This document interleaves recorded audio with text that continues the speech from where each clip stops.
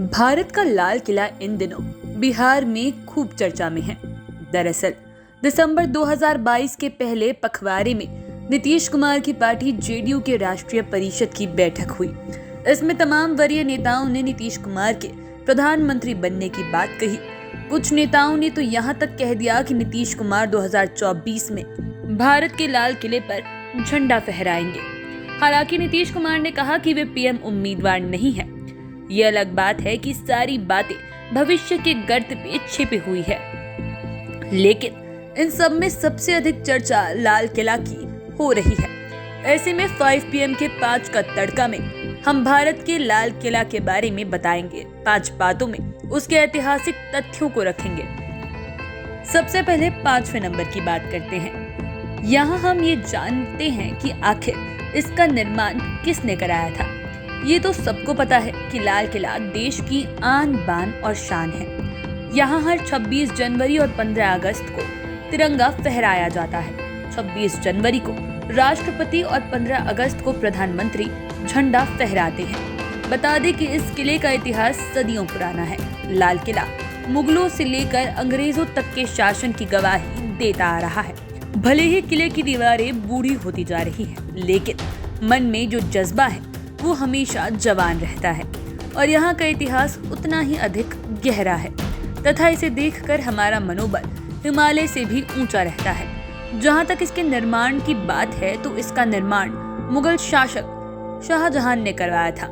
साल 1638 में उन्होंने इसकी नींव रखी थी। तब इसे बनने में 10 साल लगे थे, यानी कि लाल किला 1648 में बनकर पूरे तरीके से तैयार हो गया था। ये भी कहा जाता है कि 1060 में यानी कि 1060 में इसका निर्माण तोमर राजा अनंगपाल ने करवाया था और शाहजहां ने इसे तुर्क शैली में ढलवाया था।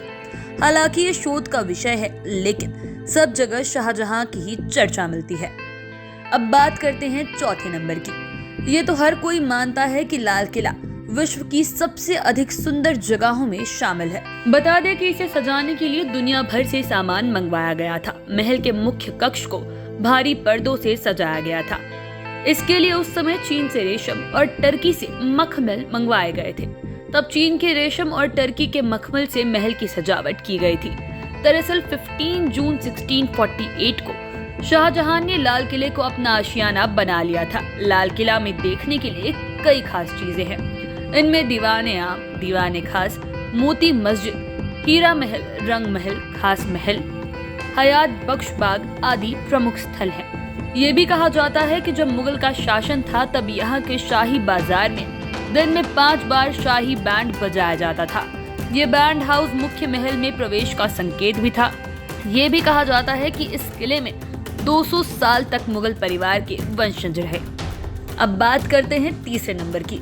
लाल किला पर कब्जा जमाने के लिए समय समय पर हमले और आक्रमण भी होते रहे। दरअसल सबसे पहले 1783 में सिखों ने लाल किला पर हमला बोला था और इस पर कब्जा कर लिया और इसमें वो सफल भी रहे थे। कहा जाता है कि 60,000 सैनिकों के साथ बघेल सिंह और 10,000 सैनिकों के साथ जस्सा सिंह अहलुवालिया ने दिल्ली में हमला बोला था। इस तरह सिख योद्धाओं ने 11 मार्च को लाल किला पर कब्जा कर लिया। मुगल बादशाह शाह आलम द्वितीय ने सिखों के साथ समझौता कर लिया और 3 लाख रुपए नजराना दिया। आक्रमण का मामला यही नहीं थमा। मराठा सैनिक भी दिल्ली पर लगातार हमले बोल रहे थे। बाद में दिल्ली पर मराठों ने कब्जा भी कर लिया। मराठों का दिल्ली पर लगभग 15 साल तक कब्जा रहा था। धीरे धीरे वक्त बीतता गया। अंग्रेजों का भारत पर राज हो गया। इसके बाद साल 1803 में यानी कि 1803 में ईस्ट इंडिया कंपनी की सेना ने मराठों पर हमला कर लाल किला पर कब्जा किया। बुरी तरीके से उन्हें हराया और दिल्ली पर भी कब्जा कर लिया। अब बात करते हैं दूसरे नंबर की। इस नंबर पर बात करते हैं कोहिनूर हीरा की। दरअसल कोहिनूर हीरा अभी ब्रिटेन में है। उसे भारत लाने के लिए वर्षों से मांग उठती रही है। 2 माह पहले जब भारतीय मूल के ऋषि सुनक ब्रिटेन के पीएम बने तो कोहिनूर हीरा को भारत लाने की मांग एक बार फिर से जोर पकड़ चुकी है। यूं कहे कि ब्रिटेन की महारानी एलिजाबेथ द्वितीय के निधन के बाद से कोहिनूर हीरा एक बार फिर से चर्चा में आ गया है। एक समय था जब कोहिनूर हीरा भारत के पास था। और ये हीरा कहीं और नहीं बल्कि इसी लाल किले में रखा हुआ था। बाद में ये बादशाह के तख्त में जड़ा गया और कहा जाता है कि ब्रिटिश शासन में अंग्रेजों ने कोहिनूर हीरा को ब्रिटेन भेज दिया। तब से वह ब्रिटेन में है। बता दें कि ये हीरा लगभग 800 साल पहले भारत के आंध्र प्रदेश राज्य के गुंटूर जिले में स्थित गोलकुंडा की खदानों में मिला था। ये दुनिया के सबसे बड़े हीरे में से एक है तथा इसके नाम का मतलब है रोशनी का पर्वत। मूल रूप में कोहिनूर हीरा 793 कैरेट्स का था और वर्तमान में यह 105.6 कैरेट का रह गया है, जिसका वजन 21.6 ग्राम है। अब पहले नंबर की बात करते हैं। सब कुछ जानने के बाद भी लोगों के मन में एक सवाल हमेशा कौंधते रहता है कि इसका नाम लाल किला कैसे पड़ा। नाम के पीछे भी कोई कहानी है क्या? कहा जाता है कि शुरुआत में इस इमारत के कई हिस्से चूने के पत्थर से बनाए गए थे, जिसकी वजह से इसका रंग सफेद था। लेकिन जैसे जैसे समय बीतता गया पत्थर खराब होने लगे। तब अंग्रेजों ने इस किले को लाल रंग से पेंट करा दिया।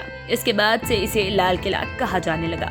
वैसे भी अंग्रेज के जमाने में बनाए गए बड़े बड़े भवन लाल रंग के ही हैं। जब भारत आजाद हुआ तब यहाँ हर 15 अगस्त को झंडा फहराया जाने लगा। 15 अगस्त 1947 को भी यहाँ तिरंगा फहराया गया था। तब से लेकर अब तक लाल किला देश की प्रगति का गवाह रहा है। हालांकि ये वर्ष 2003 तक भारतीय सेना के हवाले था, लेकिन उसी साल सेना ने इसे खाली कर दिया और लाल किला अब पर्यटन विभाग के जिम्मे है।